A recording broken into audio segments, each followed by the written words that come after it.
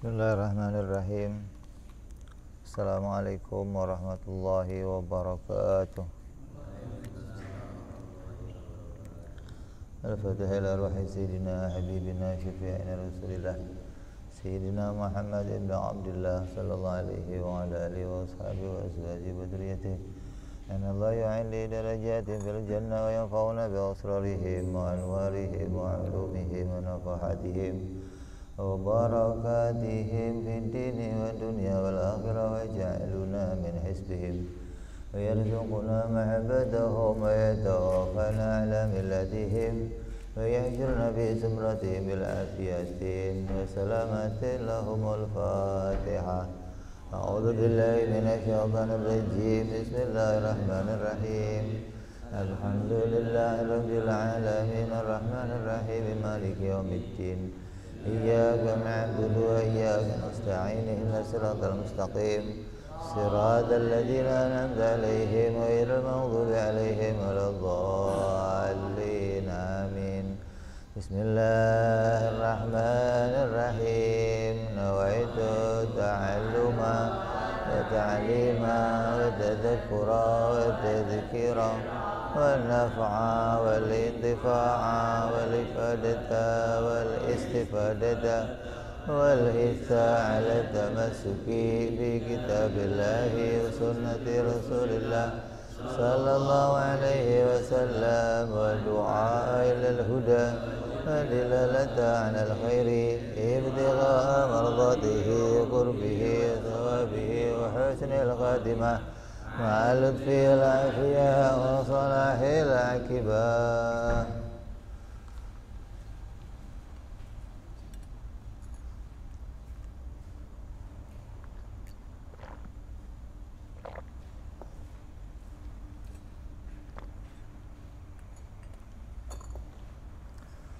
Bismillahirrahmanirrahim.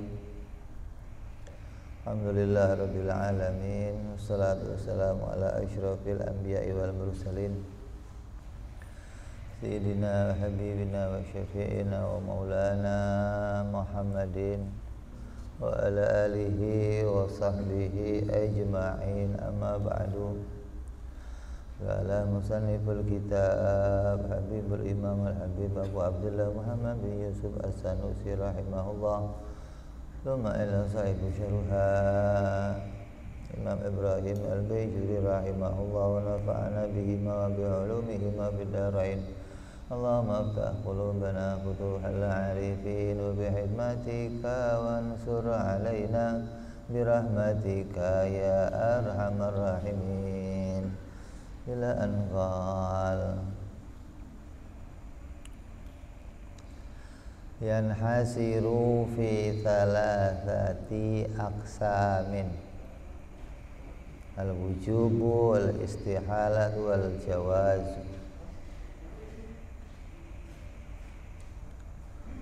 Qawluhu yanhasiru fi thalathati aqsamin. Ayat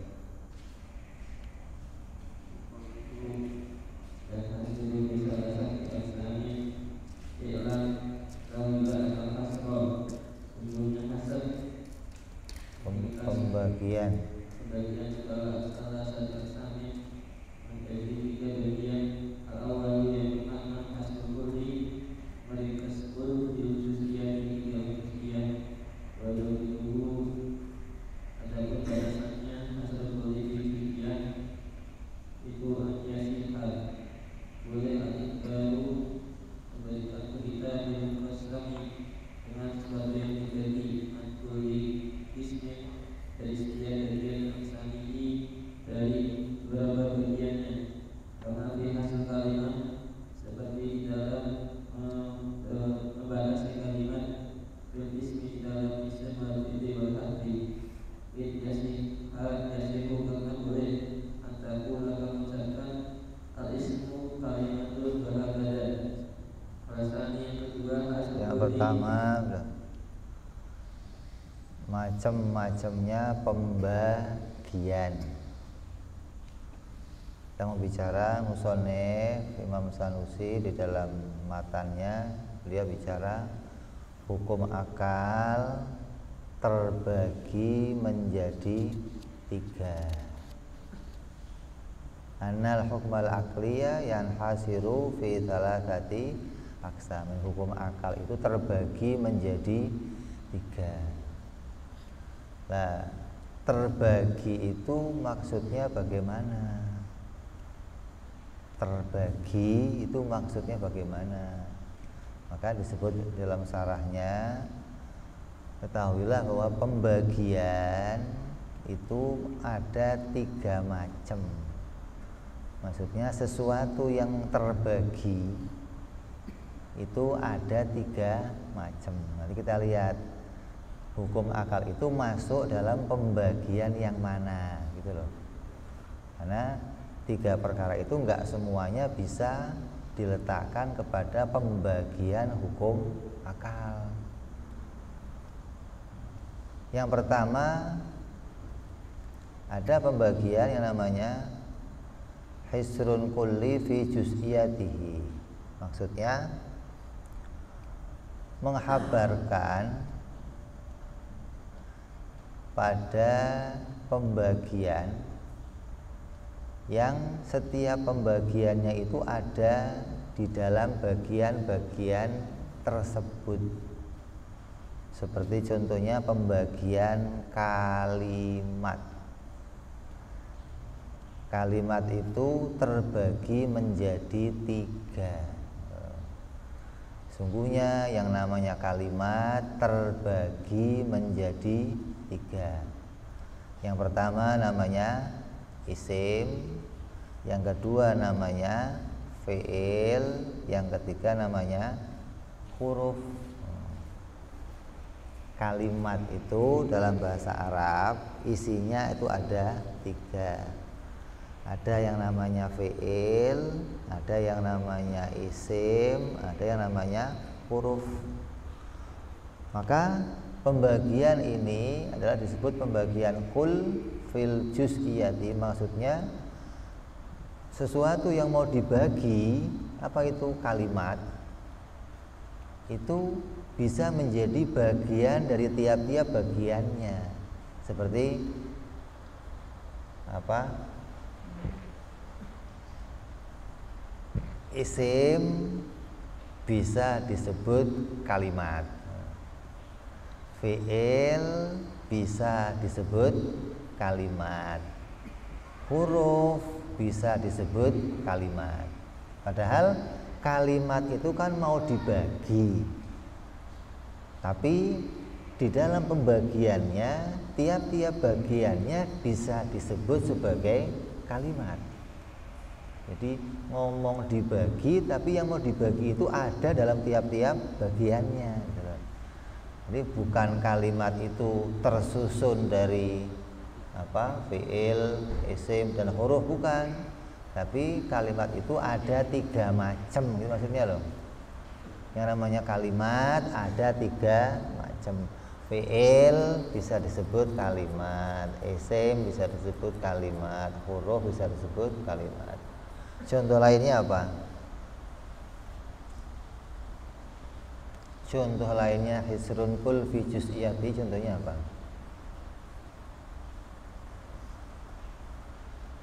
Angka. Angka itu ada berapa? 9. Angka terbagi menjadi 9. 1, 2, 3, 4 sampai 9. Maka tiap-tiap bagiannya itu disebut angka. 1 disebut angka, 2 disebut angka, 3 disebut angka. Berarti tiap-tiap bagiannya itu bisa berdiri sendiri-sendiri. Tanpa yang lain, dia bisa berdiri sendiri dan menjadi bagian dari kalimat atau angka tersebut. Artinya untuk menjadi angka nggak perlu yang lainnya, sendirian sudah bisa disebut angka, gitu loh. Walaupun dinamakannya angka 1 itu adalah bagian dari angka. Walaupun disebut bagian, tapi bisa berdiri sendiri. Tanpa yang lain tetap disebut angka, gitu loh. Sama dengan tadi, tanpa yang lain fi'il itu disebut kalimat. Tanpa yang lain huruf itu disebut kalimat, gitu loh. Makanya bisa berdiri sendiri. Jadi kalau mau diomong, kalimat itu terbagi, angka itu terbagi menjadi 9. Kalau huruf terbagi jadi berapa? 28. Ada alif, ba, ta, sa, bagian huruf. Alif huruf, ba huruf, ta huruf. Untuk jadi huruf nggak harus ada yang lain, sendiri juga disebut huruf. Itu pembagian yang pertama, namanya hisrun kul fil juz'iyah. Maknanya sesuatu yang mau dibagi ada dalam tiap-tiap bagiannya, gitu loh. Yang mau dibagi ada dalam tiap-tiap bagiannya. Terus yang kedua, wasani asrul di ajzaihi wa tadbiruhu, rasanya nasiha boleh dimuqasami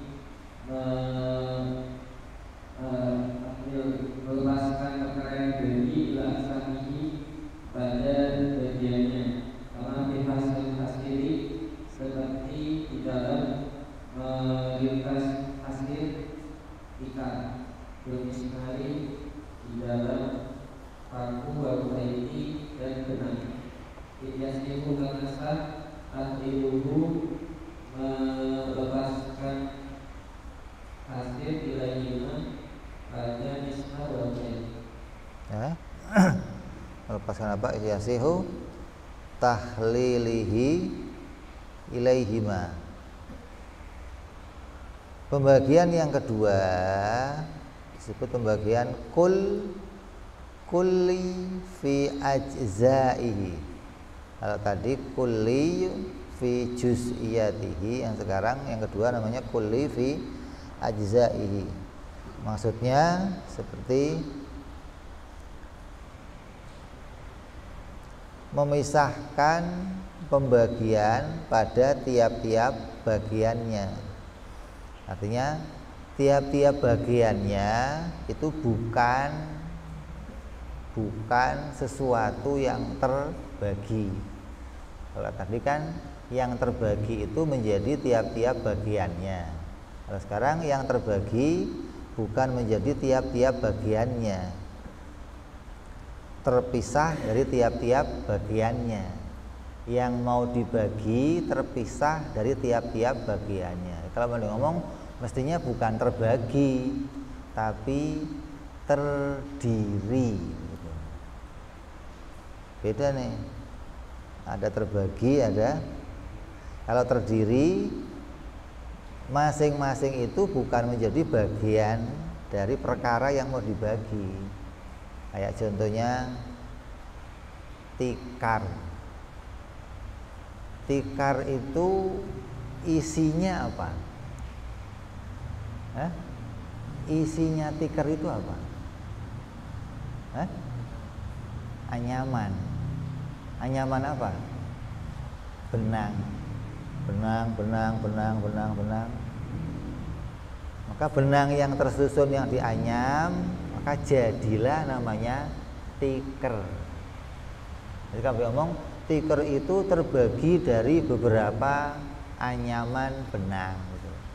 Artinya bukan terbagi tapi terdiri, beda. Kayak sepeda, gitu loh. Sepeda itu bukan terbagi dari roda, rantai, stang, ayunan, bukan terbagi tapi terdiri, gitu loh. Karena yang mau dibagi itu, yang menjadi isinya itu bukan menjadi bagian dari sepeda, bukan disebut sepeda. Roda enggak bisa disebut sepeda. Ketika sendirian, roda ini adalah sepeda, bisa enggak? Enggak bisa. Atau rantai ini adalah sepeda, ya enggak bisa. Beda dengan yang tadi tuh. Yang tadi ketika dipisahkan dia bisa menjadi bagian dari perkara yang mau dibagi kayak angka. Ketika dipisah, 1 adalah angka, 2 adalah angka, 3 adalah angka. Tapi kalau yang kedua ini nggak bisa. Dia terbagi dari perkara yang berbeda-beda. Yang bukan menjadi bagiannya. Kayak tadi apa? Tikar terdiri dari A, nyaman, benang. Kalau diambil benang bukan tikar. Kalau ditarik namanya benang bukan tikar. Ini tikar, ketika ditarik 1 namanya apa ini? Benang bukan tikar gitu loh. Sepeda begitu, kalau diambil 1 namanya apa? Ban bukan sepeda. Tapi ketika semua tersusun jadi 1 namanya sepeda gitu loh. Jadi dia akan menjadi bagian yang menyusun satu perkara, ketika dikumpulkan akan berdiri satu perkara, namanya sepeda atau tikar. Atau yang lainnya kamu contohkan, rumah. Rumah itu terbagi dari atap, genteng, pintu, bata. Maka kalau mau diomong bukan terbagi tapi terdiri gitu. Karena masing-masing ketika dipisahkan nggak disebut sebagai rumah. Genteng ya bukan rumah, pintu ya bukan rumah, gitu kan? Tembok ya bukan rumah. Tapi ketika disatukan maka jadi sebuah rumah. Itu pembagian yang nomor 2. Jadi ada pembagian yang masing-masing itu bisa dipisahkan sendiri-sendiri. Ada yang pembagian yang ketika dipisahkan hilang perkaranya gitu loh. Tapi ketika dikumpulkan dia jadi satu perkara. Kayak tikar atau sepeda. Terus yang ketiga, Asalifu asal di mana ada huruf, maknanya ada huruf tidak keluar. Mematibilisasi seperti dalam keadaan sholat, fitnah Qurannya dibalan, bahasa dibagi dibunuhi. Di mana mengkarakter hukumnya orang itu lain itu tidak keluar kembali dari segala. Bahkan Nabi Sallallahu dan pemikirannya sholat tadi itu bahkan terus tidak keluar dibunuhi dari dosanya. nah, yang ketiga ada lagi nih pembagian, tapi maknanya bukan seperti pembagian yang kedua tadi. Yang ketiga ini disebut namanya apa? Hisrun, terbagi, tapi maknanya adamul khuruj, maknanya tidak keluar. Terbagi tapi yang maknanya tidak keluar dari sesuatu. Atau bahasa lainnya terbagi yang maknanya terbatas. Pembagian yang maknanya terbatas. Jadi enggak disebut terbagi menjadi 3, tapi maksudnya hukum akal itu terbatas pada 3 perkara gitu. Hukum akal itu tidak keluar pada 3 perkara gitu maksudnya. Bukan hukum akal itu terbagi menjadi 3 atau hukum akal itu terdiri dari 3, ya bukan. Jadi hukum akal yang ketiganya ada pembagian yang namanya sesuatu itu terbagi tapi maknanya tidak keluar dari perkara. Contohnya apa? Contohnya seperti hukumnya pemerintah itu tidak keluar dari negaranya. Kayak hukumnya Jokowi itu enggak keluar dari 32 provinsi. Pak Jokowi bikin hukum nih, keputusan A, maka hukumnya itu enggak keluar dari 32 provinsi. Enggak bisa keluar enggak. Kenapa? Karena di luar itu bukan batasannya, bukan teritorialnya gitu loh, bukan wewenangnya. Sama aja ngomong hukumnya Jokowi itu terbatas pada 32 provinsi. Tidak keluar ya boleh, terbatas juga boleh. Atau dicontohkan yang lain begini, pikiranku tidak keluar, yang kupikirkan hanya dosa-dosaku. Pikirannya memikirkan sesuatu, tapi yang dipikirkan nggak keluar dari dosa-dosanya. Mikir ini ya dosanya, ini dosanya, ini dosanya. Jadi pikirannya terbagi banyak, tapi terbaginya yang maknanya tidak keluar dari dosa gitu loh. Walaupun isinya ada beberapa, semuanya dosa, semua yang dipikirkan. Itu maknanya pikirannya tidak keluar dari memikirkan dosa-dosanya, atau pikirannya terbatas memikirkan dosa-dosanya, enggak memikirkan perkara yang lain. Ini contoh dari pembagian yang nomor 3. Terus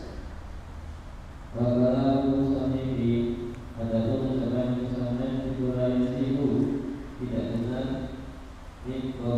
awali dari arah yang pertama di atas istilah dari karena tidak sahnya tidak ada sahnya memberikan berita di mukasami dengan sesuatu yang terjadi antuli ismin dari setiap bagian aksami dari bagian-bagiannya yang dibuka tidak boleh tidak benar ayat diucapkan al-wujubu wajib itu hukum akliyin termasuk hukum akal wakada, dan itu seperti halnya wujud akli al-bariyatu terdapat sisa selain daripada wujud yang hukum akli karena sesuai hukum akli itu isbat hukum akli karena dibantu amal balai syariah, dan tidak ada sesuatu misalnya daripada isbat akli anak bi'anhu diwujudin dengan wujud pada setiap atau mustahil pada jawaban sampai bagaimana yang sembuh boleh al-iqbal berbilahi dengan wujud setelah jawab antuli wahidin dari setiap satu daripada 3 perkara tadi. Yang pertama apa tadi? Kulli fi juz'iyati. Contohnya seperti angka atau kalimat. Angka itu terbagi menjadi 9. Tiap-tiap masing-masingnya disebut angka. Maka pembagian hukum akal nggak bisa begitu gitu loh. Kenapa? Kalau pembagian hukum akal begitu, nanti akan jadinya bisa dipisahkan. Wajib itu hukum akal, mustahil itu hukum akal, jaiz itu hukum akal. Kalau cara membaginya ikut pembagian yang pertama, nanti akan keadaannya akan seperti itu gitu loh. Wajib bisa berdiri sendiri disebut hukum akal, mustahil bisa berdiri sendiri disebut hukum akal, jaiz juga bisa berdiri sendiri dan bisa disebut hukum akal. Padahal nggak begitu. Kok nggak begitu? Karena yang namanya hukum akal itu menetapkan sesuatu pada sesuatu atau menolak sesuatu pada sesuatu. Hingga antara wajib dan mustahil dan jaiz ini nggak bisa dipisahkan. Nggak bisa hukum itu netepin wajibnya doang, nggak bisa. Atau mustahilnya doang, ya nggak bisa. Harus ketika memutuskan sesuatu muncul ketiganya ini gitu loh.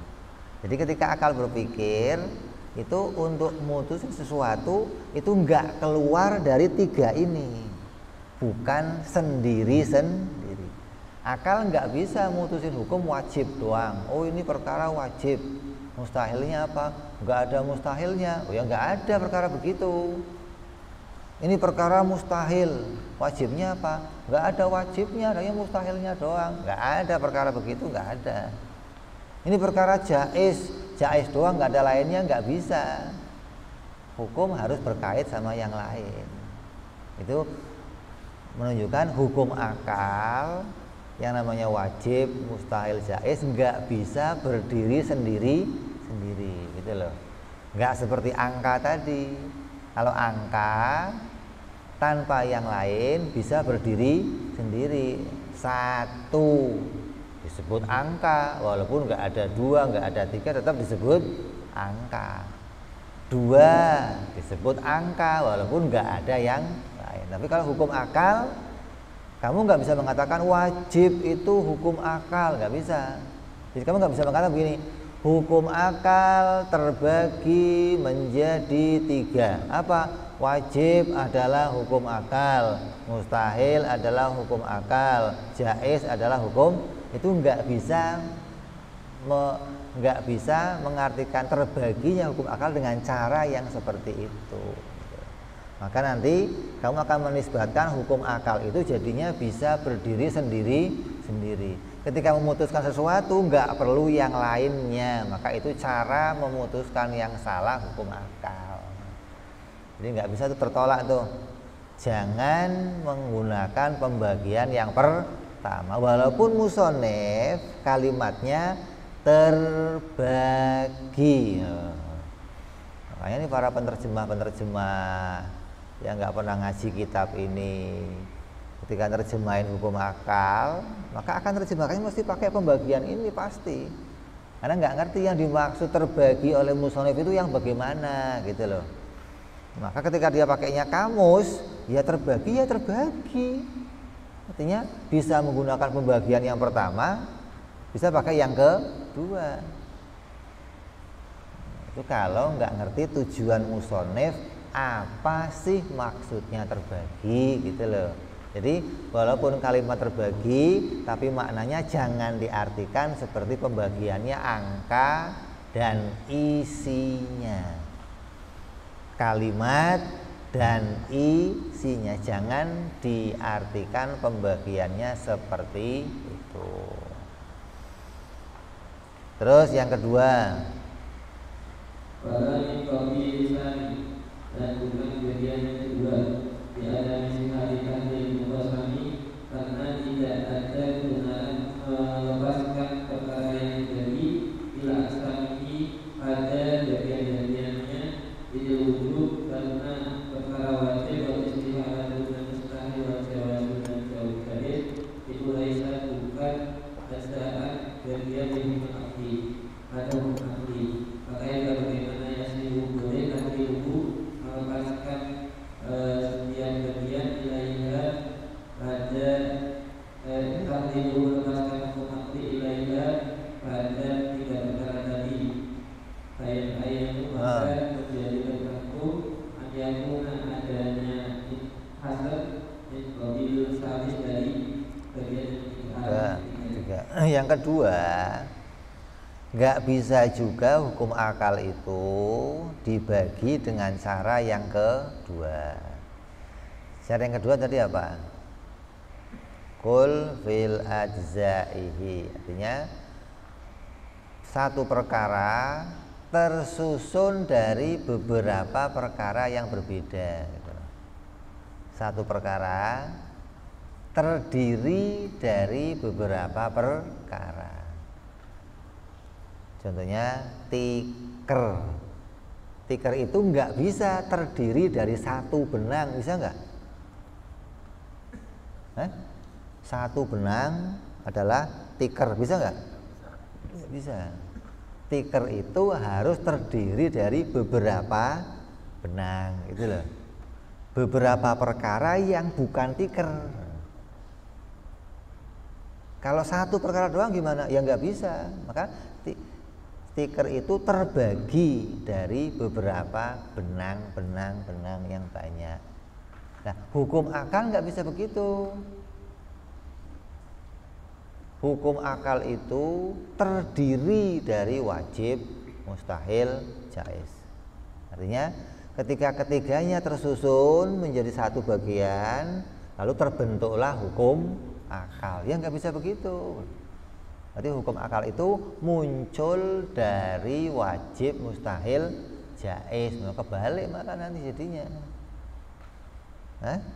Bukan wajib, mustahil, jaiz itu memunculkan hukum akal, bukan. Wajib, mustahil, jaiz itu produknya akal. Bagaimana kok dibalik jadinya wajib, mustahil, jaiz menyusun akal, gitu loh. Jadi nggak bisa kamu katakan hukum akal itu terdiri dari 3 bagian, wajib, mustahil, jaiz. Nggak bisa begitu. Sama aja kamu ngomong begini, ada sampo 3 in 1, ada ya, 1 sampo isinya 3 perkara. 3 perkara kumpul jadi 1, membentuk 1 perkara. Maka yang demikian tidak bisa diletakkan pada pembagian hukum akal, karena hukum akal itu bukan terdiri dari 3 perkara, bukan tersusun dari 3 perkara. Maka ditolak tuh pembagian yang nomor 2, itu juga bukan pembagian yang dimaksud musonif dalam hukum akal tersebut. Jadi kamu nggak boleh ngomong hukum akal terbagi menjadi 3 atau hukum akal terdiri dari 3, nggak bisa. Terbagi jadi 3 yang nggak bisa, terdiri dari 3 perkara yang nggak bisa, gitu loh. Karena kalau terdiri berarti masing-masing akan membentuk hukum akal. Kalau terbagi berarti masing-masing berdiri sendiri jadi hukum akal. Jadi keduanya tertolak. Terus yang mau dimaksud musonif yang mana? Yang dimaksud musonif adalah min kubaili tsalis, pembagian yang nomor 3. Terus apa? Wa makna alaihi, dan makna ala salis itu anahu alaihi al-hasan anahu al-akli hukum akal itu layak wujud tidak keluar alasan kami dari 3 bagian. Wa hawala dan memindah jama'atun sebuah ulama tasbih atau biji kulitnya adanya hasad itu ditokil awali dari arah yang pertama. Udah dulu. Yang ketiga maknanya adamul khuru, tidak keluar atau terbatas. Jadi diomong hukum akal itu tidak keluar dari 3 perkara, wajib, mustahil, jaiz. Jadi dipisahkan yang nggak bisa, nyusun jadi 1 ya bukan, gitu loh. Jadi hukum akal itu tidak keluar atau terbatas pada 3 perkara, wajib, mustahil, jaiz. Bukan terbagi, bukan terdiri. Ini harus kamu nazar nih, harus kamu angan apa sih bedanya 3 pembagian ini. Oh, cari contohnya yang banyak. Nanti kamu akan bisa nemu, oh ternyata 3 pembagian ini memang beda keadaannya. Kalau dipaksakan dengan bagian yang pertama akan jadinya bagaimana, dipaksakan dengan pembagian yang kedua akan jadinya bagaimana, gitu loh. Jadi harus pakainya pembagian yang nomor 3. Jadi kalau dikatakan hukum akal tidak keluar dari wajib, mustahil, jaiz, atau hukum akal terbatas pada 3 perkara, wajib, mustahil, jaiz. Itu yang bisa dimaksud, yang dipahami oleh apa? Yang mau dimaksud oleh musonif. Jadi walaupun musonif ngomongnya terbagi, tapi maknanya adamul khuruj. Maknanya hukum akal itu tidak keluar dari 3 perkara. Jangan terbagi, jangan terdiri. Kalau kamu nggak ngaji kitab ini ya nggak nyambung nih. Mesti kamu akan ngartikannya terbagi atau terdiri. Umum itu orang ngartiin hukum akal terbagi jadi 3, wajib, mustahil, jaiz. Nanti kata kamu ini, wajib itu apa? Wajib hukum akal. Nah, mustahil ya hukum akal. Jaiz hukum akal. Oh, nggak bisa begitu. Wajib bukan hukum akal, mustahil juga bukan akal, jaiz juga bukan hukum akal. Karena hukum akal itu nggak bisa dipisah-pisahkan begitu, gitu loh. Juga nggak bisa disusun-susun jadi satu baru bentuk yang namanya hukum akal, yang nggak bisa juga. Jadi yang sesuai dengan paham musonef itu bermakna adamul furud. Jadi pikiran saya, orang yang menetapkan dalam akalnya memutuskan satu hukum, itu hukumnya nggak akan keluar dari wajib, mustahil, jaiz. Jadi semua otaknya manusia, semua pikirannya manusia itu nggak akan keluar dari wajib, mustahil, jaiz, nggak ada. Akal manusia bisa mutusin hukum selain wajib, mustahil, jaiz, nggak ada. Gitu loh. Kamu cari otaknya manusia mana, Habibi kek, Hababa kek, Habibu, coba suruh mutusin hukum, hasilnya pasti tiga ini, nggak akan keluar dari tiga ini, nggak akan. Kurang ya enggak, lebih ya enggak, gitu loh. Itu setiap akal akan punya keputusan itu. Nggak lebih, nggak kurang. Jadi bukan terdiri, bukan terbagi. Jadi pikiran manusia ketika memikirkan sesuatu, memutuskan sesuatu, pikirannya nggak akan keluar dari memutuskan wajib, mustahil, jaiz. Mau itu memutuskan tentang Allah, mesti akan diputuskan mana yang wajib bagi Allah, yang mustahil bagi Allah, yang jaiz bagi Allah. Mau mutusin Nabi, ya pasti nggak lepas dari yang wajib bagi Nabi mana, yang mustahil mana, yang jaiz mana. Mau mutusin tentang ciri makhluk, pasti akan dikatakan yang wajib mana, yang mustahil mana, yang jaiz mana. Jadi hukum akal ketika memutuskan sesuatu bukan terdiri dari tiga hukum dan juga bukan tersusun dari tiga hukum, gitu loh maksudnya. Tapi yang diputuskan akal tidak keluar dari tiga hukum wajib, mustahil, jaiz. Terus wakawala dan memindah kepada jamaatun kelompok ulama secara kondisi memperbolehkan adanya hasad itu mitwabil awali dari alasan pertama diwujud untuk beberapa alasan, hingga sebagian alasannya bahwa itu yaitu perkara bahwa itu yang jauh daripada benar. Pemindah masuk daripada alasannya bahwa berusadidin yaitu perkara sesuatu yang kurang tepat. Lakin angsanuha tetapi paling bagus anahu sesungguhnya alasannya itu adalah diri mudhafir, kira-kira mudhaf qabla qawli wujud, sebelum ucapan wujud, wa ba'dahu dan setelah wujud. Wal aslu aslinya isbatul wujud wa isbatul istihara wa isbatul jawaz. Wa hina idin ketika seperti ini soha boleh qawluhu adanya hasad itu qabil awali dari arah yang pertama diwujudi tauhidi karena adanya aturan sesuai dengan aturannya dihadapkan diri dengan mengira-kirakan isbat. Tidak sebuah nasab anjukola diucapkan isbatul wujud hukum akliyun bahada pada dasar bukan yang masih bisa diterima loh, dengan pembagian yang pertama masih bisa diterima itu, tapi ada beberapa catatan. Apa itu? Ketika menetapkan hukum, menisbatkan hukum pada sesuatu, maka itu dijadikan sebagai kalimat mudhof dengan kalimat sandaran. Apa sandarannya? Sandarannya apa?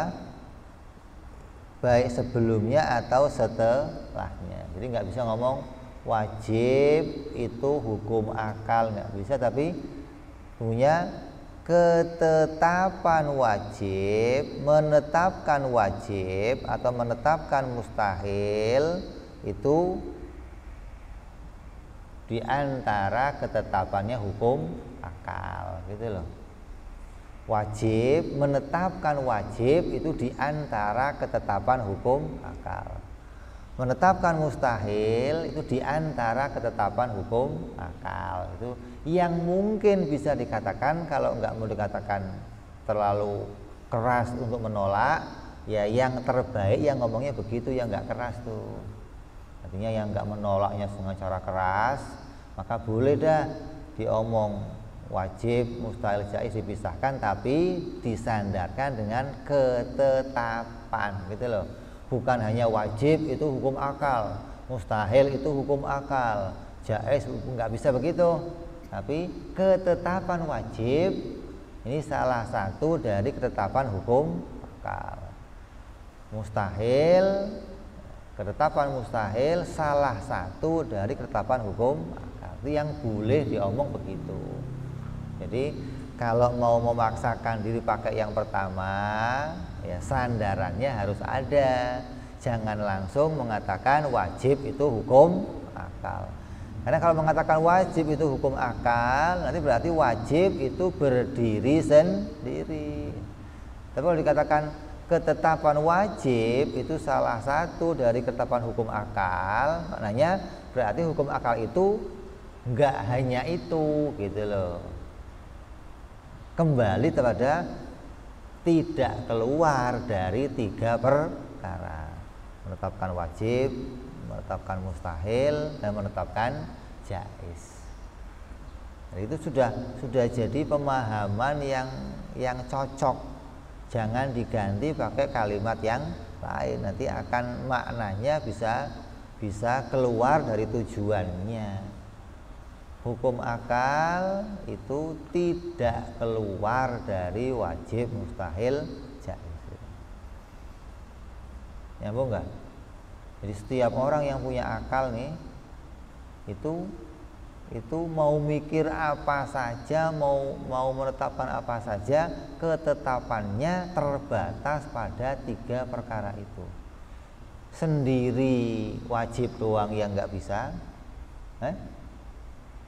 lebih dari wajib, mustahil, jaiz juga nggak bisa, gitu. Jadi tetap hukum akal itu ketetapannya tidak keluar dari 3 perkara. Nah, kalau kita contohkan yang lain, kalimat itu tidak keluar dari 3, angka itu tidak keluar dari 9, bisa enggak? Bisa. Tapi ketika dikatakan begitu, tiap-tiap perkaranya tetap bisa berdiri sendiri. Walaupun dikatakan tidak keluar, tapi angka itu pada kenyataannya bisa berdiri sendiri. Kalimat, huruf juga bisa berdiri sendiri tanpa yang lain. Maka ketika mau dikatakan dengan pembagian yang maknanya tidak keluar, maka nggak cocok dengan keadaannya. Walaupun kalau diterjemahkan ya bisa aja, hukum akal terbagi jadi 3, hukum akal terdiri dari 3, hukum akal tidak keluar dari 3, ya boleh aja ketika diterjemahkan. Tapi nanti ketika dimaknai, maknanya bisa keluar dari tujuannya, gitu loh. Kalau kamu nggak memahami makna pembagian di dalam hukum akal yang dimaksud oleh musonef, ya. Jadi jelas, jangan pakai terbagi, jangan pula pakai terdiri. Udah cocok, udah pas tuh pakai tidak keluar atau terbatas pada 3 perkara. Nyambung nggak? Ya, jadi mau ngomong hukum akal di pikiran kamu nih, di pikiran semua orang. Kalau kamu mikir sesuatu, mau mikir apa, namanya HP, maka pikiran kamu tidak akan keluar dari menetapkan yang wajib pada dia, yang mustahil, dan yang jaiz. Itu pasti itu. Mau mutusin pada gelas, maka pikiran kamu nggak akan keluar dari mutusin yang wajib, yang mustahil, dan yang jaiz. Gitu loh maksudnya. Jadi nggak bisa akal kita itu mutusin hanya wajib doang, atau mutusin hanya mustahil doang, atau mutusin hanya jaiz doang, nggak bisa.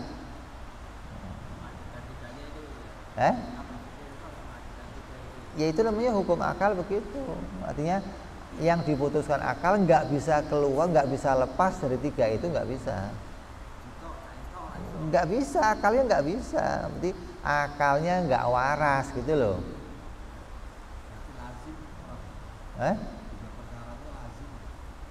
Iya, tiga perkara itu nggak terpisahkan. Artinya kalau mau diomong tadi, kalau mau diomong tiga perkara itu bagi akal menjadi ketetapannya. Jadi hubungannya apa tiga perkara dengan akal? Ya menjadi adepannya atau kerjanya hukum akal. Menetapkan wajib, menetapkan mustahil, menetapkan jaiz pada sesuatu. Kaisbatul amri li amri au nafyuhu anhu, ini nggak bisa pisah. Menetapkan sesuatu atau menolak sesuatu pada sebuah perkara. Kamu memutusin satu perkara nih apa? Mau memutusin pada Tuhan, pada Allah. Maka pikiran kamu nggak akan lepas dari memutuskan mana yang wajib pada Allah, mana yang mustahil pada Allah, dan mana yang jaiz pada Allah. Itu pikiran harus begitu tuh. Mau menetapkan pada Nabi, maka pikiran kamu nggak akan lepas dari mengatakan mana yang wajib pada Nabi, mana yang mustahil pada Nabi, dan mana yang jaiz pada Nabi. Itu caranya atau keadaannya akal demikian. Akan dikatakan akal ketika menetapkan sesuatu, memutuskan sesuatu, tidak akan bisa keluar dari tiga perkara tersebut. Jadi tiga perkara itu ya menjadi apa? Menjadi apa?